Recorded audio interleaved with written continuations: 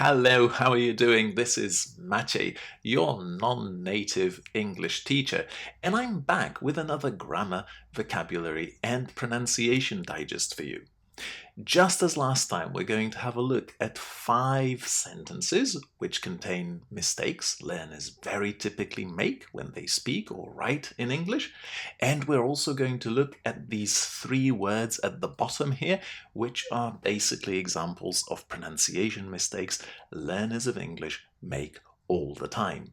So, pause the video now, have a look at these 5 sentences, try to identify the errors, and then have a look also at those words there at the bottom. Think to yourself, without checking in the dictionary, how you'd say these words, and then, when you're ready, restart the video and let's check your answers together.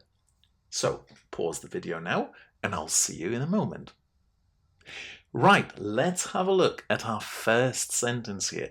And this is a very, very typical mistake that a lot of students I teach make. The problem here is vocabulary.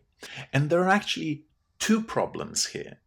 Because whenever you talk about your knowledge and you use the word conscious, your awareness, you need to pay attention to the preposition that you're using. And it's not about. It's a very, very common error. You are conscious of different things.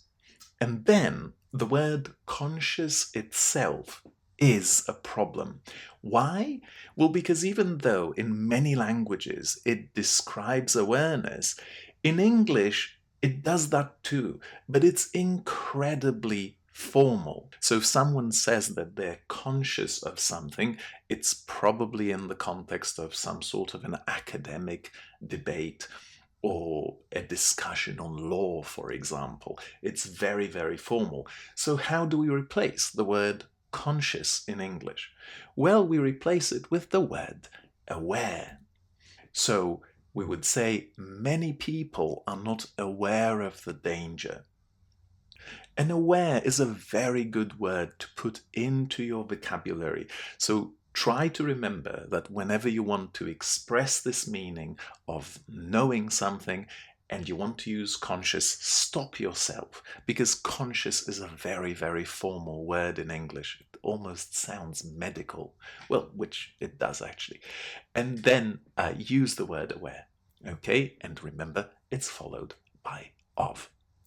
Our next example, what did you think about this one? This is an interesting one because to a native speaker, this sounds quite funny. Why? Because the verb stop is a very interesting word from a grammatical and from the vocabulary point of view. Depending on the form of the verb that you use after stop, the meaning of your sentence changes. So in here, the problem is actually the verb that goes after stop, and we need to change it from a full infinitive to a gerund. Now, why is that? Basically, when we stop doing something, it means that we give up altogether. And this is the meaning of the sentence. I stopped learning English when I was at university. You basically just stopped learning it permanently or for a longer time. On the other hand, if you say stop to do something, it basically means that you are taking a break from whatever you were doing at the moment to do another thing. For example, you need to stop to fill up when you're driving on holidays. Or I stopped to answer the phone in the middle of the meeting. So it basically means taking a break from what I was doing in order to do something else. And then, of course, coming back to the activity that you were doing originally. So just remember, stop to do is taking a break, and stop doing something is quitting, giving up permanently. Next sentence. Let's have a look here. Was it easy for you to identify the error here? This is a very typical error that a lot of students make. And it's something that doesn't really come across as an error because everybody understands what we're saying. But in this sentence, there's a big problem with grammar. And it's the grammar of the verb that follows the word possibility. Because in English, the word possibility can't really be followed by a full infinitive. Again, if you want to use possibility and you want to follow it with a verb, you actually need to say the possibility of doing something. So the correct version of the sentence would be, she'll have another possibility of doing this. So even though it might sound good to you to say the possibility to do something, it's actually completely incorrect. So just remember and say possibility of doing something. Moving on to our next sentence. How easy was it for you here to spot that error? Because again, it's an error that a lot of students make, and this sentence in theory sounds good to a non-native ear. The problem, however, again, is the verb form. And guess what? When you're talking about having problems, again, there is no place after that expression for a full infinitive. You need to use the gerund again. So you actually need to say, I had problems using this application. And remember that in here, actually, whenever you want to express this meaning, you can use other words, synonyms to the word problem. So you can say, I had problems doing this, I had difficulties, I had issues. You can also use the word trouble, an uncountable noun. So I had trouble understanding this sentence. And you can also use all of those nouns that we have mentioned, those countable nouns, in plural. So I had many problems recording this video. She had difficulties understanding the audio, and so on and so forth.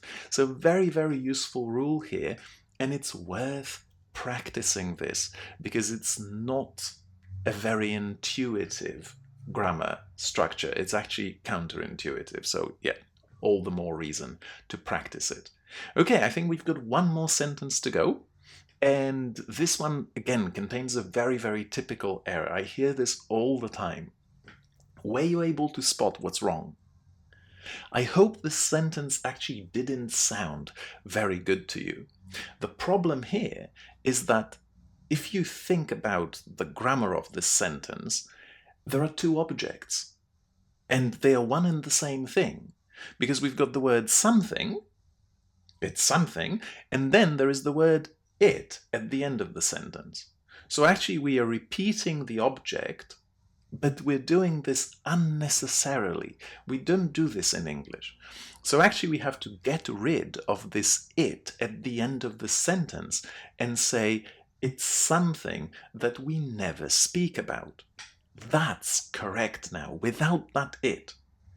Now, if you would like to practice this, try to use this sentence as a model, and then try to make similar sentences about objects or topics around yourself in your life. So you can say, this is a color I would never use. This is a book I would never read. And so on and so forth. It's going to be very useful if you relate all those sentences to your personal context, because that way it will stick better. Time to move to pronunciation, and we're going to start with that first word. And oh my goodness, it's one of those that learners mispronounce all the time. And the problem here is the pronunciation of the letter U that's followed by R. And this is a very typical situation where a lot of learners of English would try to pronounce U as you. Because the letter U can be pronounced in many different ways, but one of those is U. It's a very common pronunciation of U. But guess what? It's not you here. There's actually a general rule that I can teach you here, which is that if you've got UR, and there is another consonant after UR, and all of this is inside a stressed syllable, then this is going to sound as air, a long air.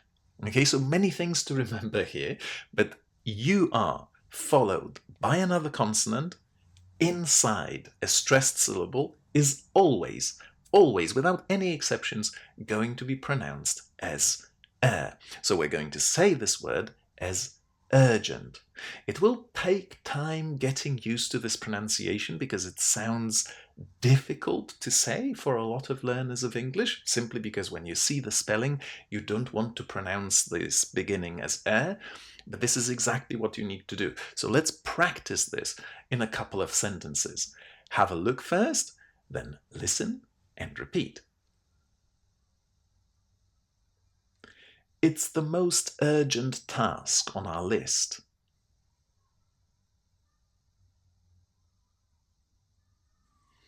It's the most urgent task on our list.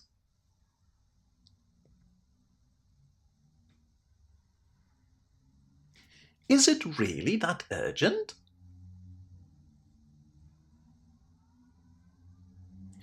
Is it really that urgent?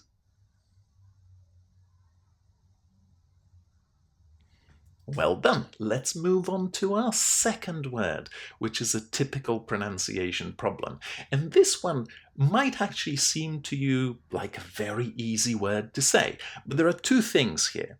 First, and this is just to state the obvious really, that I inside is pronounced as an I. Okay, so it's my, as in my precious, my. Okay, and then, and actually this is where the difficulty with that word lies. The ending here, again the letter U, this time in an unstressed syllable, is going to be pronounced in a very, very short way. So it's not us or as a lot of learners say it. It's actually us, us. It's pronounced in a very similar way to how the letter S is pronounced in the English alphabet. Minus. Minus. And let's have a look at a couple of sentences containing this word. Have a look.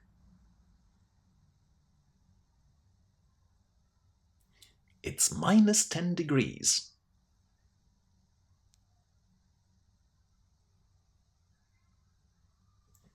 It's minus 10 degrees. Well done. And we've got our last word on our list. But actually, before I tell you about the last word, I just wanted to say that if you would like to practice more pronunciation, learn more English, gain more confidence and fluency speaking English, consider joining my language learning community, Your English Upgrade. Actually, joining it is free, but if you feel you need more support from me and personal feedback, you can get it by upgrading your subscription on the platform. In any case, the link is in the description, and let's come back to our last word today. And this one, again, is one of my favorite ones because it's a very, very complicated word to say, not only because of the spelling, but because of the pronunciation itself. The main problem here, and there are several of them, but the main one is the pronunciation of the last four letters here. And if you've watched any of my videos on pronunciation hacks, one of the courses that you can do on my platform, you will know, you will remember, hopefully, that those last four letters, T-U-R-E, are pronounced in a practically identical way, to the word chair. Chair. So this is what you need to say at the end of this word. You need to say temperature.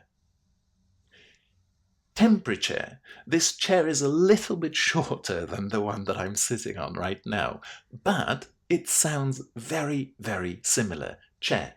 Temperature. Temperature. And again, a couple of sentences for you. Have a look. The temperature outside is minus 10 degrees.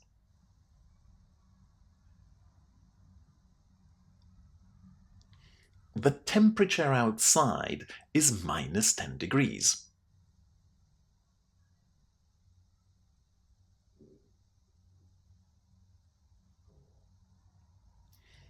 Death Valley is known for high temperatures.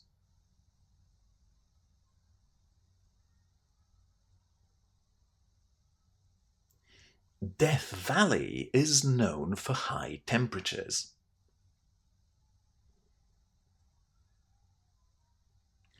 Well done! Thank you very much for watching this video. Hope it was useful. I'll see you in another Grammar, Vocabulary and Pronunciation Digest. Take care and enjoy the learning process.